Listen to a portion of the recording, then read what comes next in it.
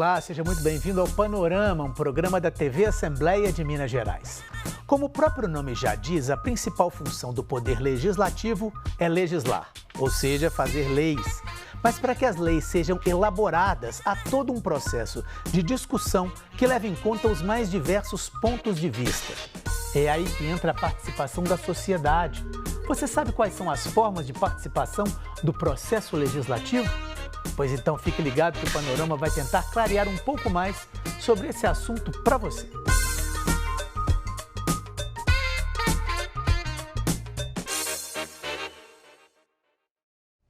O nosso convidado é o cientista político Cristiano Rodrigues, professor do Departamento de Ciência Política da Universidade Federal de Minas Gerais. Cristiano, muitíssimo obrigado pela participação. Eu queria começar perguntando o seguinte: as pessoas em geral, pelo menos a maioria, ou é um senso comum, que as pessoas participem muito das questões políticas, principalmente no legislativo também, na época do voto. Vamos votar, vamos participar e depois acabam deixando um pouco de lado. Por que isso acontece normalmente? Acho que o sistema político brasileiro, né, o sistema eleitoral, eles dão muita ênfase nos cargos do executivo. Então nós somos incentivados a votar para prefeito, governador, presidente e às vezes senador, né, que também é um cargo majoritário, e muito menos para o legislativo. Até pelo número de candidatos que costuma ser muito extenso, as suas plataformas que também são muito grandes e o fato de que nós brasileiros em geral, né, o brasileiro comum, não conhece muito bem qual é o processo legislativo e qual a importância do legislativo na definição das regras brasileiras. Então, eu diria que esse é um dos problemas. Além disso, há uma outra questão muito importante que eu acredito que deve ser mencionada, é que muitas vezes os próprios gabinetes, né, quando eles vão receber eleitores, cidadãos, eles costumam estar distantes do lugar onde vivem a maioria das pessoas, então elas têm que se locomover para esses ambientes, costumam ser ambientes um pouco sérios demais, que tem uma certa liturgia, que faz com que o cidadão comum se sinta um pouco amedrontado de ocupar esses espaços, né? Tanto que normalmente é quando o Estado se aproxima dos territórios, bairros, cidades em que esses cidadãos moram, é que eles costumam participar mais ativamente. Você acha então que há um certo distanciamento? Exatamente.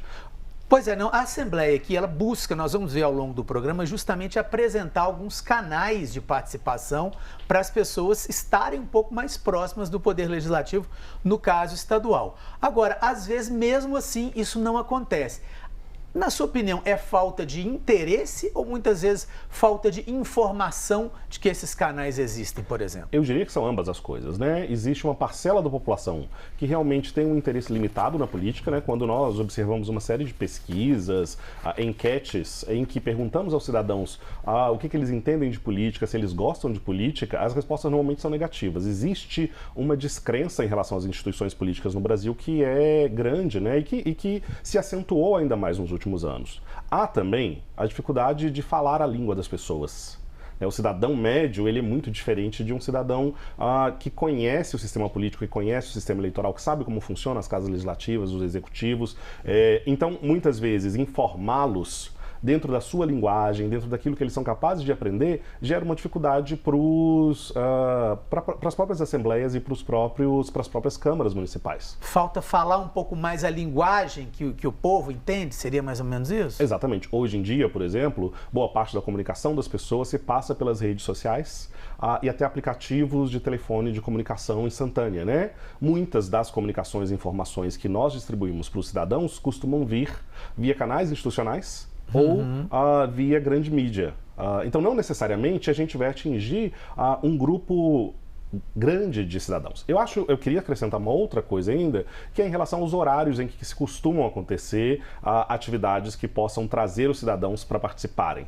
Eles costumam ser em horário comercial que as durante pessoas a semana. Estão trabalhando. Exatamente, as pessoas estão trabalhando, elas têm outras atividades. Isso limita uma parcela dos cidadãos, sobretudo aqueles que estão em período de trabalho, de participarem ativamente. Seria uma possibilidade essas reuniões e eventos durante a noite e nos fins de semana, por exemplo? Você sabe de algum caso em que houve esse tipo de iniciativa e que esse interesse, essa participação tem aumentado? Com toda certeza.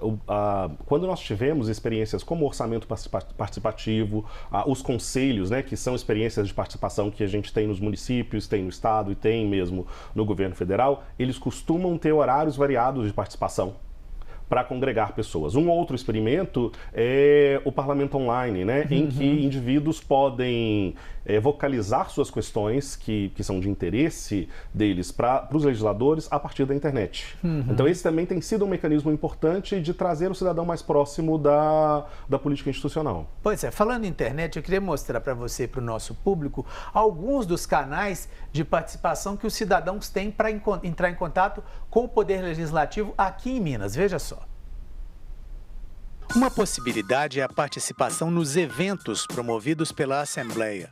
Abertos ao público, eles são uma oportunidade de se discutir propostas sobre temas relevantes que vão ser encaminhados para órgãos públicos e instâncias de decisão. Há também as reuniões interativas. São as audiências e debates das comissões em que os convidados podem fazer perguntas e interagir com outros participantes. Pelo portal da Assembleia, também é possível propor e opinar sobre projetos de lei, participar de consultas públicas e enquetes sobre temas relevantes. Essa parte da internet aí que você falou e que é importante, a Assembleia busca aproximar bastante o cidadão justamente com essa questão à distância, justamente por estarmos aqui na capital e muita gente está no interior. Você acredita que isso pode ser um caminho justamente para tentar aproximar o cidadão? Eu acredito que é o caminho mais promissor hoje em dia, né? O uso da internet, ele cresceu bastante na população brasileira, permite que as pessoas façam isso por via de equipamentos móveis, não necessariamente você precisa ter um computador. E se as enquetes ou as questões forem trabalhadas de maneira simplificada, né, com uma linguagem mais popular, eu imagino que isso vai ser muito benéfico para a população, né? Uma das maneiras que eu acredito que se pode conseguir uma participação bastante ampla, sobretudo em relação a isso que você mencionou, que é o fato de a Assembleia estar numa região do Estado e a população está em todo o Estado, né? Então, às vezes, chegar em lugares mais distantes fica muito complicado, custa muito dinheiro para a Assembleia. Às vezes os próprios deputados ou outras pessoas que talvez tenham interesse porque eles são desses territórios, são dessas localidades, eles próprios não podem por conta das atividades cotidianas que se tem aqui na Assembleia. Em relação à formação dos grupos, das associações, dos sindicatos, qual que é a importância disso também para se pressionar, para se participar mais, para estar mais presente, não só enquanto cidadão, mas enquanto coletividade?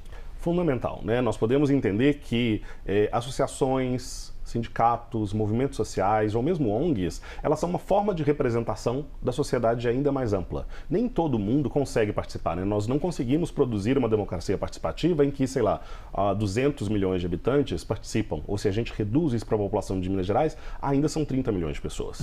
É impossível que todos nós participemos. Quando você tem associações, e nem todo mundo tem os mesmos interesses e são capazes de alinhar esses interesses em conjunto. Quando você tem associações que lidam com temas diferentes, movimentos sociais ou ONGs, por exemplo, elas podem mediar tanto do ponto de vista da linguagem quanto do ponto de vista do tema. Então você pega uma linguagem cotidiana em que nós nos referimos aos temas da política, que muitas vezes nós não conseguimos expressar veementemente aqui dentro da Casa Legislativa, mas uma associação, um movimento social e as suas lideranças conseguem transformar isso na linguagem. Outro aspecto importante é pressionar, porque uma das críticas que cidadãos normalmente têm em relação ao legislativo é que a representação política se tornou muito profissional e muito distante da realidade dos cidadãos. Então, muitas vezes, dá a impressão ao cidadão de que os legisladores estão legislando em causa própria ou em interesses que, às vezes, são incompatíveis com os desejos da população. O que é natural, porque num regime como o nosso, político, proporcional, você vai ter diferentes espectros políticos dentro da mesma Casa Legislativa, né? E elas vão, às vezes, a partir das coalizões, a partir dos interesses do momento, pode ser que eles votem em desacordo com aquilo que aquela população gostaria. Essas associações, movimentos sociais, ONGs e sindicatos, eles podem exercer uma importante pressão para que se repense o processo legislativo à luz dos interesses dos cidadãos. Pois é, a gente tem em vários lugares do país, aqui em Minas inclusive, o chamado Projeto de Iniciativa Popular, que é justamente juntar uma determinada quantidade de pessoas que elas assinam uma determinada proposição. Aqui em Minas você tem que ter 10 mil assinaturas para poder entrar com um projeto de iniciativa popular que é como se fosse praticamente um projeto de lei que vai ser discutido e vai ser, né, pode ser aprovado ou não. Você acha que esse mecanismo é válido ou 10 mil é um número muito grande para se conseguir de mobilização? Como é que você vê essa iniciativa do projeto de iniciativa popular?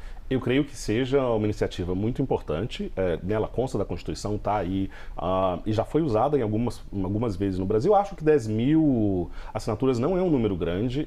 Claro, depende da burocracia em que essas assinaturas são conseguidas, a variedade de pessoas que votam a favor daquilo, porque também você pode criar, talvez, um problema adicional seria reduzir isso a grupos de interesse muito particulares. E aí talvez essa proposta ela não tenha o escopo que a gente gostaria para atender os interesses dos cidadãos. Então eu acredito que é realmente importante, mas ela tem essas limitações. Uma outra limitação é que o processo legislativo ele costuma ser muito longo. Sim, demora, né? Passa pelas comissões, passa pela... Exatamente. Então, entre apresentar um projeto de lei e ele passar pelas comissões, chegar até o plenário, ser votado, se vão muitos anos e o cidadão não sabe disso. Às vezes você dura mais do que um mandato legislativo para que determinadas legislações de interesse das pessoas sejam votadas. Então pode haver uma pressa, uma ansiedade dos cidadãos de que aquilo não tenha sido ainda colocado para votação. Eu acho que uma forma de você lidar com isso é explicar o processo legislativo para os cidadãos de uma maneira do seu funcionamento como um todo, as suas demoras, por que tem que passar por comissões, né? Qual a importância disso, o que é um voto qualificado, o que é um voto simples, enfim. Bom, a respeito disso, a gente queria mostrar mais uma reportagem que é o seguinte: nos municípios, que é onde as pessoas vivem, a participação junto ao Poder Legislativo também é muito importante. Nossa gerente de Relações Institucionais, a Ariane Viana, explica como ela tem acompanhado esse processo de participação lá nas câmaras municipais. Vamos ver aqui na nossa reportagem. Nós temos vários municípios que já contam com comissões de participação popular ou algo análogo entre as suas comissões permanentes, né? Belo Horizonte, desde 2005, tem uma comissão de participação popular, mas Ouro Branco, Guaxupé, outras cidades menores também. E algumas câmaras também já têm audiências públicas interativas, né? Usando plataformas como a e-democracia, como a gente teve na Câmara de Belo Horizonte desde 2021. Uma dificuldade, né, que não é só dos legislativos municipais, mas em geral, é de transformar aquilo que é acolhido, né, e em dar um encaminhamento àquilo, né, de alguma forma efetiva, né, não apenas a escuta, mas um encaminhamento a essas opiniões que são manifestadas pelos cidadãos, né? Acho que isso é um desafio mesmo. É mais ou menos isso que você disse, né, Cristiana? A pessoa faz todo um esforço para participar, seja através da associação, seja através do projeto de iniciativa popular. Isso chega ao legislativo, mas há aquela discussão, há aquela, né, vamos dizer assim, lentidão que é típica do Poder Legislativo e a pessoa não se sente contemplada. Existe alguma forma de acabar com essa frustração, de dar mais agilidade, de conseguir fazer com que o cidadão tenha uma resposta mais ágil daquilo que ele busca?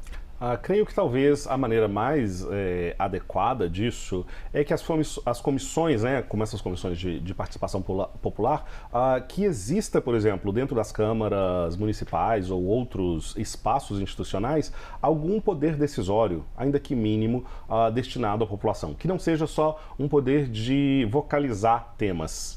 Então eu acho que algumas experiências que envolvem participação das pessoas no orçamento, decisões no campo da área da saúde, no campo da educação, no campo da moradia, assim, essas áreas que são áreas de interesse quase que unânimes de todas as pessoas. Se você permitisse ali uma participação mais constante das pessoas no processo decisório, elas se sentiriam mais satisfeitas e passariam também a entender qual que é a importância dessa lentidão e dessa, né, que muitas vezes a gente chama de morosidade do processo político, processo legislativo, que muitas vezes existe mesmo para assegurar que todos sejam ouvidos, que você detalhe amplamente as questões legais, jurídicas que envolvem aquelas questões. Por exemplo, se incide sobre orçamento, você tem que pensar de onde vão vir os recursos, como eles serão distribuídos. Todas essas coisas demandam muito tempo. Então, na medida em que você tiver cidadãos, né, participando de todas essas etapas e eles tiverem voz e voto, talvez a gente consiga um efeito cascata, que esses indivíduos vão levar para outras pessoas que não participam e explicar para elas como funciona. E essa ansiedade vai diminuir. Falando um pouco do interior de Minas Gerais. Minas Gerais é um estado bastante diverso, né? Você tem aí cidades com 20, 30, 10, 5 mil habitantes.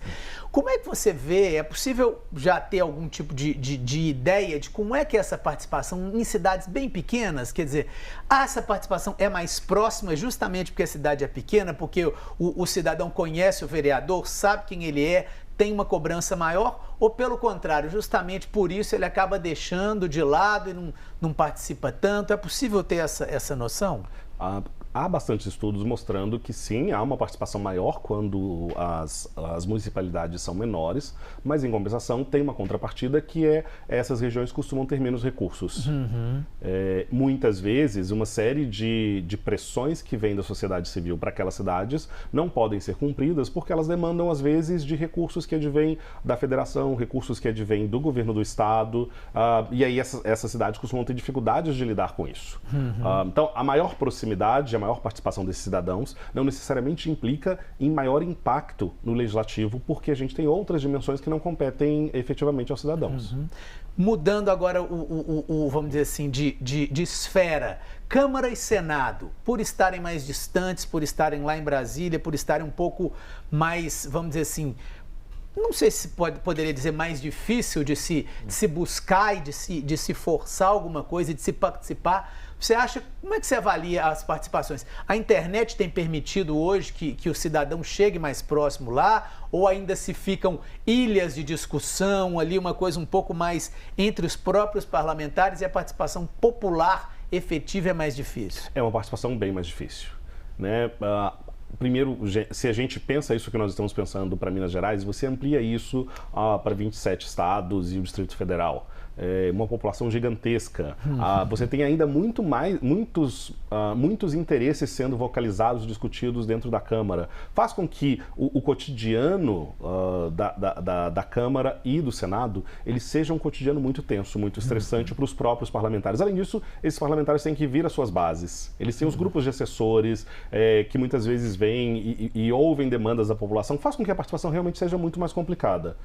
Eu acredito que o aumento do governo digital, né, o crescimento do uso da internet como uma forma de participação e a sua ampliação em todo o território nacional vai ser um elemento fundamental para que cidadãos participem mais desse processo legislativo que, a meu ver, realmente está um pouco mais distante da população do que o município, né? Onde nós vivemos é no município, onde nós observamos o asfalto que não funciona, a escola que está em greve ou que não tem boa infraestrutura, o posto de saúde que está sem médico, é no município. É mais próximo. Então ali a proximidade de pressão com aqueles atores do município é sempre muito maior.